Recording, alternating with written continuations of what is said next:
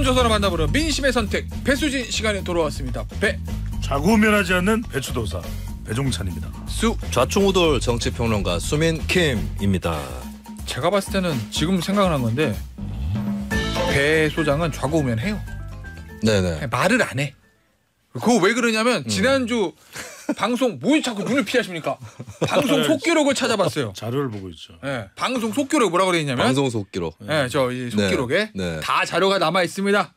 지난주에 이렇게 얘기했어요. 결선 갈 거냐 안 갈 거냐. 네네. 수는 국민의힘 전당대회. 결선 안 간다. 저는 안 간다 안 쪽에 간다. 걸었습니다. 네, 안 간다고. 그럼 안 가면 한이 된다 그거잖아요, 그냥. 아니에요, 그건 또 아니에요? 네. 그렇게까지는 말 안 했지만. 네. 아니 뭐 지금 여론조사로 제가 말하는 거예요. 어쨌든 결선 안 간다. 네네. 배는 말 안 하겠다. 아니 말 안. 중수청 이런 거 말고 말을 하시라고. 불리한 진술을 거부하시는 겁니다. 네. 불리한 진술을. 원래 이런 질문을 하는 게 아니에요. 아니 저는 해요. 단순합니다 저는. 미란다 배. 네. 미란다 배. 그냥 어차피 그리고 지금은 오늘은 이게 뭐 무슨 총선도 아니고 어차피 투표 다 끝났거든요. 끝났어. 여론 분석에서 투표를 제가 봤어요. 아 그건 모르니까. 보지도 않았는데. 결선 가야 안 가요? 결선 가야 안 가요? 상관없어. 뭐 틀려도 돼. 난 집요해. 결선 가야. 그냥 불리한 진술을 거부하시는 거예요. 아 그럼 알아서 하시고 먹고 사는 거. 결선 가야 안 가요? 결선 안 갈 것 같다. 그럼 누가 돼요? 김수민의 답변이래. 결선 안 갈 것 같다. 아 이거 이렇게 피해가는구나. 인용.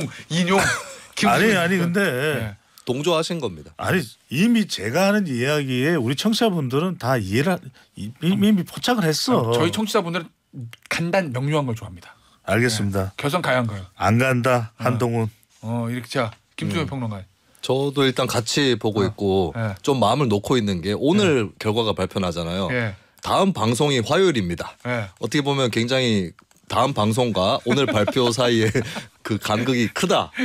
그 사이에 잊혀질 것이다. 틀리더라도. 김평론가 다음 주 월요일부터 개편이래. 개편을 얼마 전에 또 하라고? 그래? 알겠습니다.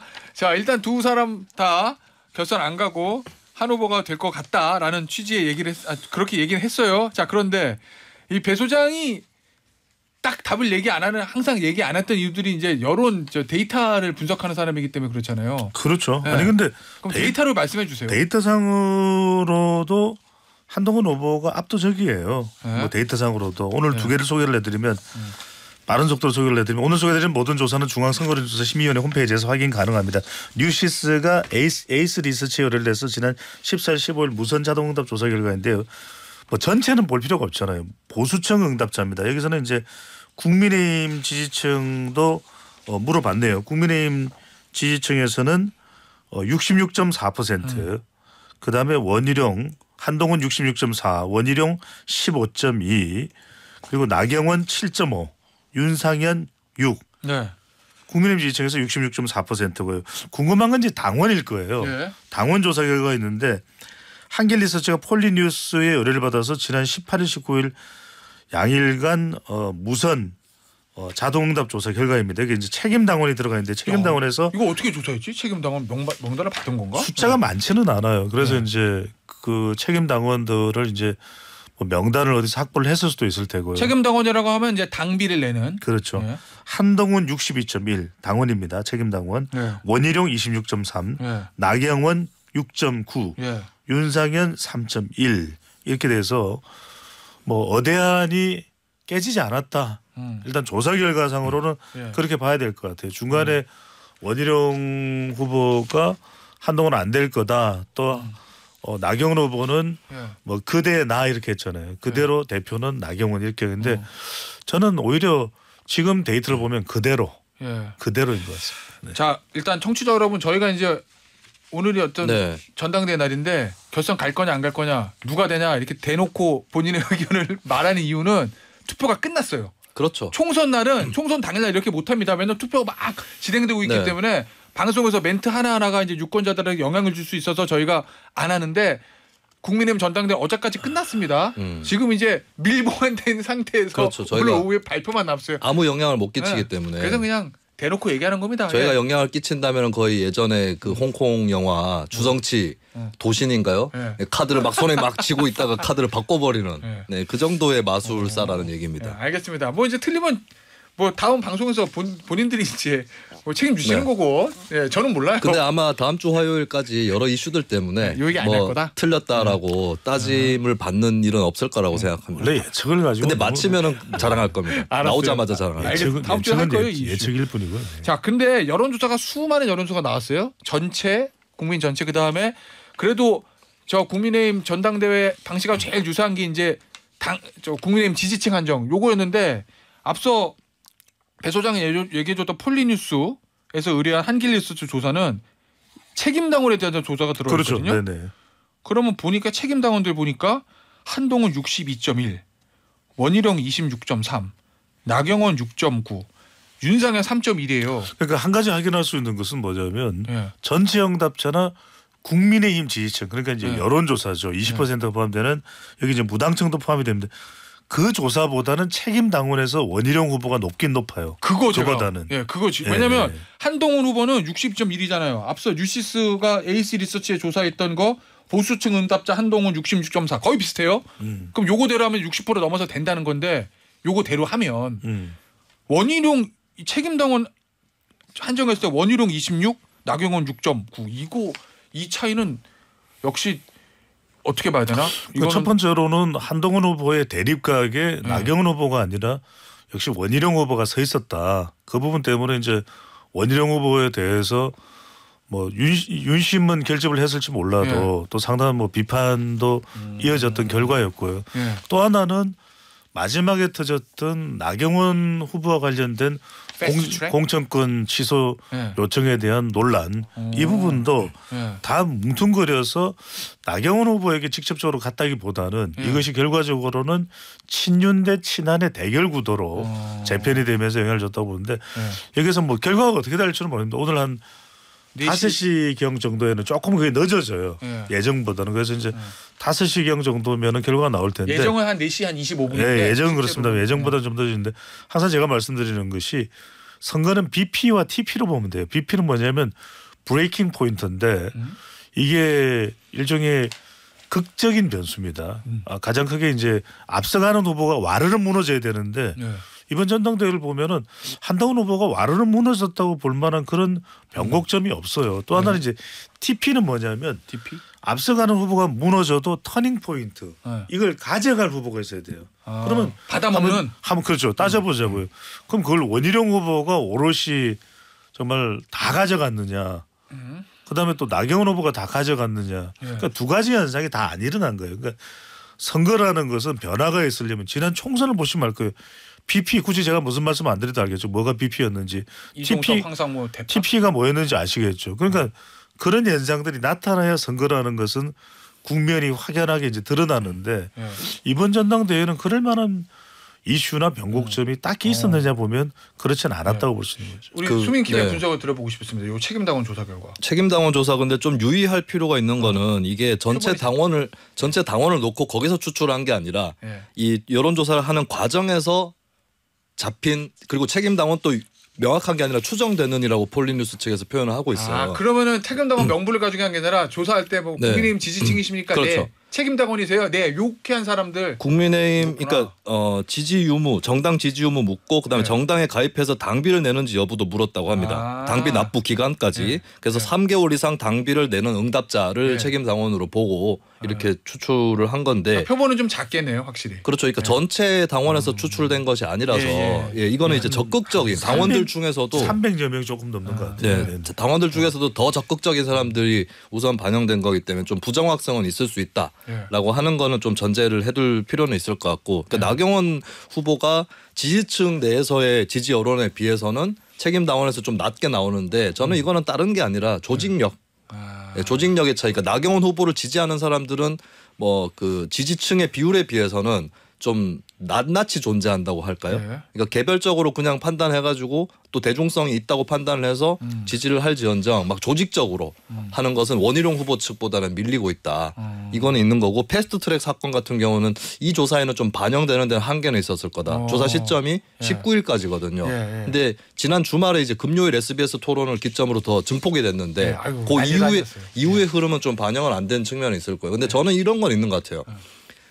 이 정치라는 것이 그러니까 SBS에서도 강하게 예. 한동훈 대 나경원 충돌하지 않았습니까? 예. 여기서의 피해자는 누구냐? 원희룡이다. 싸움이 벌어지면 충돌한 당사자에서 피해자가 발생하는 게 아니라 그 싸움에 끼지 못한 사람이 피해를 볼 수도 있는 거거든요. 그래서 저는 원희룡 후보를 지지하려고 했던 사람 일부가 나경원이 더 나은 것 같은데라고 생각할 수도 있다. 싸움의 한 축이 됐기 때문에. 그래서 근데 이게 한동훈 후보한테는 그럼 불리한 거냐? 어떻게 보면 원희룡 후보의 표를 나경원 후보한테 분산시켜주는 효과가 있을 수도 있어요. 그 패스트트랙 관련해서 KBS 토론 지난주 목요일인가요? KBS 토론에서는 나경원 후보하고 원희룡 후보의 한동훈 후보의 협곡이 있었죠. 당시에 공소 취소해주지 않은 것은 동지의식이 부족해서입니다. 뭐 요 얘기가 이제 나경원 원희룡 두 후보 사이에서 나왔는데 금요일날 SBS 토론에서 원희룡 후보가 빠졌다는 거는 나경원 후보하고 한동훈 후보 사이에 제가 개인적으로 부탁했습니까? 네.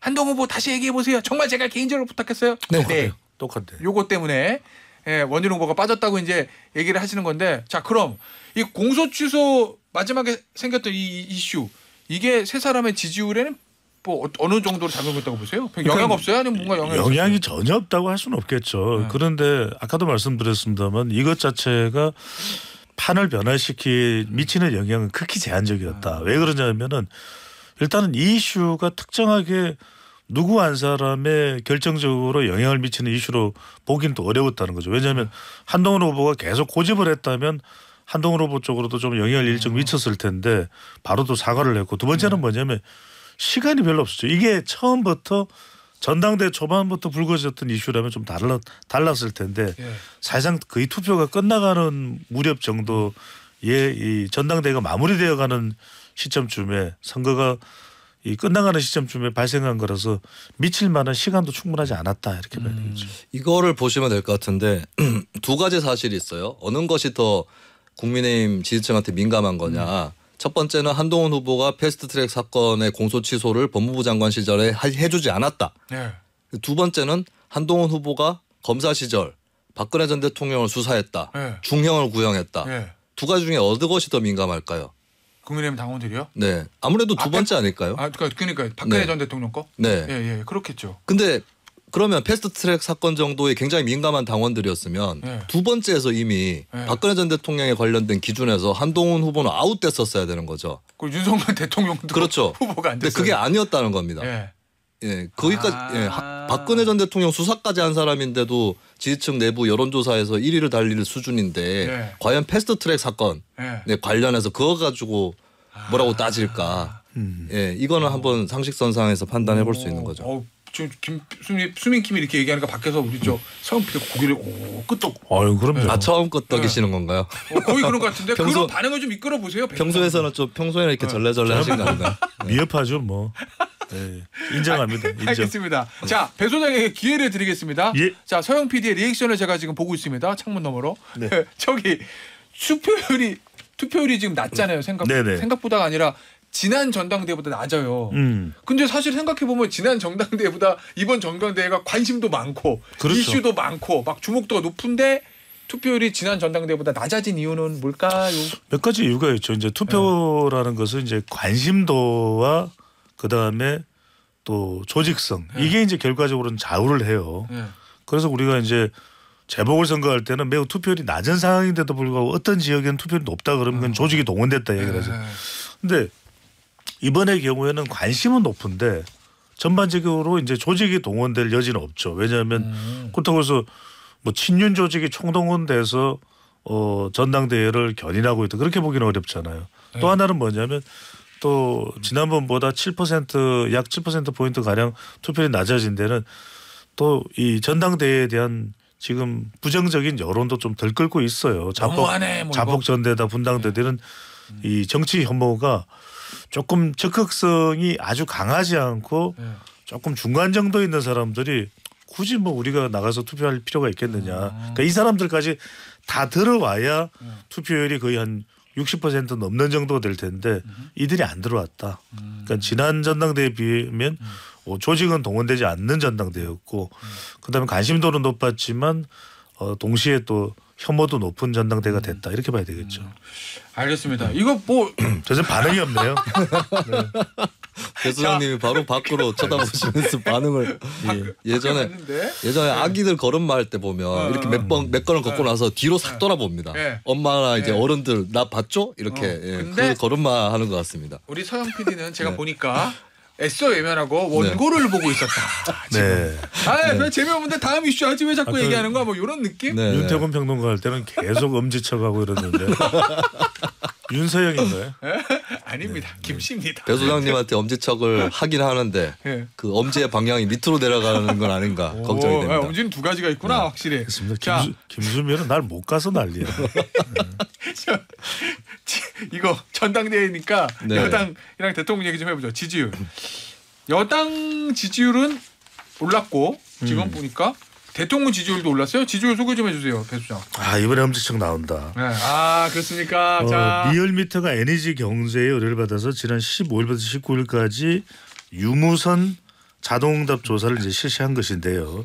이제 이 조사 결과를 보면 어느 정당을 지지하는지 물어봤는데 국민의힘이 42.1, 민주당이 33.2, 국민의힘은 더 올라갔다. 그러니까 이제 컨벤션 효과로도 볼 수 있는 것이고. 뭐 전당대회 지지층 결집하고 이러니까. 그렇죠. 민주당은 이제 1.8%포인트가 내려갔어요. 조국혁신당도 1%포인트가 내려가서 9.3%다.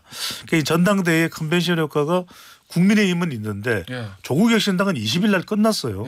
그런데 오히려 지지율이 더 내려갔어. 그러니까 이른바 역컨벤션 효과다. 이렇게 볼 수 있는 것이고 민주당도 지금 안 봐도 비디오 안 들어봐도 오디오. 그런 이제 전당대회 결과로 웃기려고 한 건 아닌데 그런 게 엉뚱한 데서 터졌어요. 결과이니까 이제 지지율이 오히려 또 반감하는 현상이 나타나는데 핵심은 이거예요. 이 조사가 2,500명을 조사했는데 보수 성향의 응답자가 보수라고 성향의 응답자가 한 800여 명 정도 들어왔나요? 그러니까 진보라고 응답한 응답자보다도 정치 성향 응답자보다도 한 300여 명이 많아. 그럼 무슨 이야기냐면 확실히 컨벤션 효과가 있는 거네요. 그래서 이 결과 때문에 보수가 많이 들어왔으니까 국민의힘이 높은 거 아니야? 그러면 조사 잘못된 거 아니야? 이렇게 생각하실 텐데 그만큼 적극적으로 응답한다라는 것이 컨벤션 효과거든요.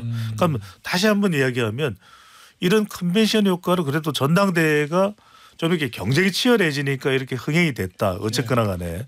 그러면은 윤석열 대통령 지지율도 동시에 올라갔어요. 이 조사에서. 그 이야기는 역시 국민의힘이 좀 잘 돼야 윤석열 대통령도 지지율도 동반 상승할 수밖에 없다. 커플링 현상이 일어나거든요. 후행적으로라도. 그러면 윤석열 대통령이 우리가 이따가 뭐 윤석열 대통령 김건희 여사 이슈도 다루겠지만 무엇보다도 국민의힘이 잘 되도록 윤석열 대통령의 역할이 필요하다. 이렇게 볼 수가 있는 거죠. 저랑 서영 PD 눈이 마주쳤는데 엄지의 척을 막 계속하고 내리질 않네. 많이 힘들어하네요.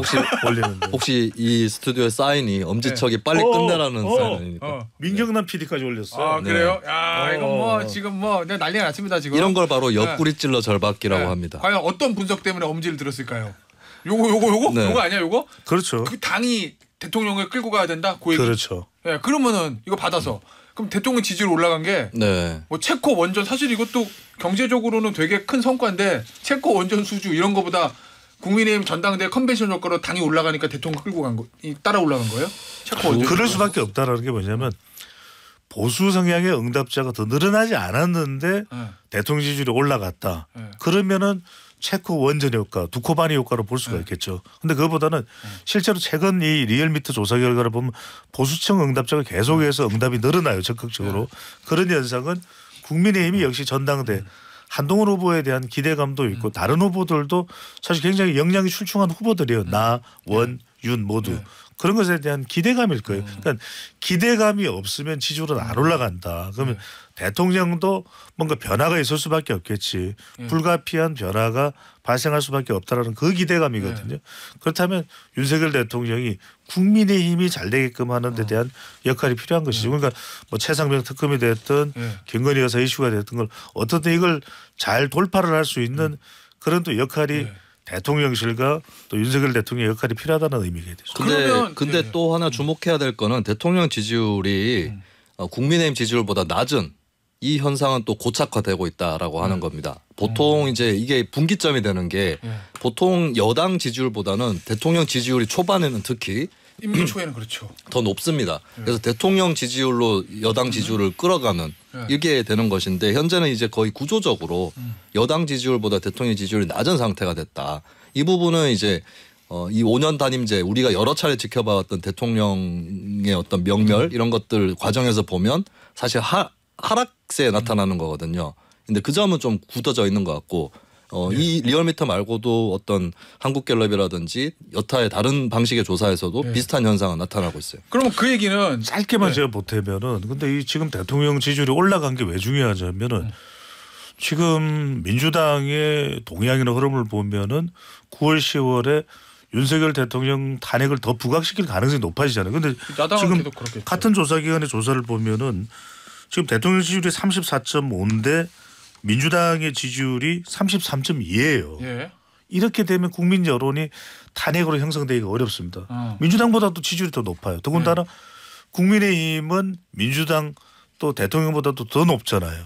그러면 이건 탄핵을 방어할 수 있는 경쟁력과 또 지지 결집력이 돼요. 그런데 그런 의미에서는 대통령의 지지율이 꾸준히 올라간다는 게 굉장히 중요한데 이걸 좀 견인하고 있는 것이 국민의 힘이라는 거죠. 그러면 그 얘기는 이제까지 이번 전당대 전까지 당정 관계는 누가 봐도 정의 용산 대통령실이 우위였잖아요. 네. 대통령실이 당을 끌고 가는 거였는데 그러면 전당대 이후에 차기 지도부가 선출이 되면 그 관계는 바뀔 수도 있다. 당이 정을 대통령실 끌고 가야 된다. 근데 그거는 일단 뭐 윤 대통령이 어떻게 하느냐에 많이 달려 있는 부분이 될 것 같은데, 근데 이런 것도 있을 수 있어요. 그러니까 지금 윤 대통령이 그러면 본인보다 높은 여당 지지율 뒤에 어느 정도 좀 방어를 하고 있는 그런 것도 가능하지만 다른 한편으로는 앞으로 여당 지지층 내에서도 대통령에 대해서 더 등을 돌리는 경우도 나올 수도 있는 거거든요. 그리고 대통령 지지율하고 민주당 지지율을 대비하는 건 조금 안 맞는 게 지금 야당이 민주당뿐만 아니라 조국혁신당도 있고 개혁신당도 있어요. 이 지지율을 다 합치면 좀 다른 얘기가 될 거다. 그러니까 현재 뭐 여론 자체가 대통령 탄핵으로 바로 가는 이런 여론이 아니긴 합니다만, 근데 여전히 주의해야 될 거는 대통령에 대한 부정평가 여론이 딱딱하게 굳어져 있다는 거. 이 부분은 주의를 해야 됩니다. 예. 항상 그 부분에서 두 사람의 의견이 갈리는 것 같아요. 배 소장은 민주당 지지층을 보고 지지율을 보고 수민킴은 조국혁신당까지 합쳐서 야권을 전체로 개혁신당까지도 볼 필요가 있죠. 아니 근데 개혁신당은 야권에 넣어야 돼요. 국민들한테 야권이죠. 여당이 아니면 야당이니까. 국민들한테 물어보면 지금 시간이 없으니까 대통령의 변화가 필요하다라는 거는 이구동성일 거예요. 그건 야권에서도 주장하는 부분이기 때문에 그걸 이제 국민의힘이 신임 당 대표가 견인할 것이다라는 차원에서 이제 기대감은 반드시 필요하다는 의미겠죠. 알겠습니다. 차성원님. 지루하고 힘든 정치 이렇게 재미있게 풀어서 알려주시는 두 분과 함께하는 정치쇼라고 문자를 주셨습니다. 예. 오늘 여기서 마무리할게요. 배 소장 김수현 평론가였어요. 감사합니다. 고맙습니다. 감사합니다.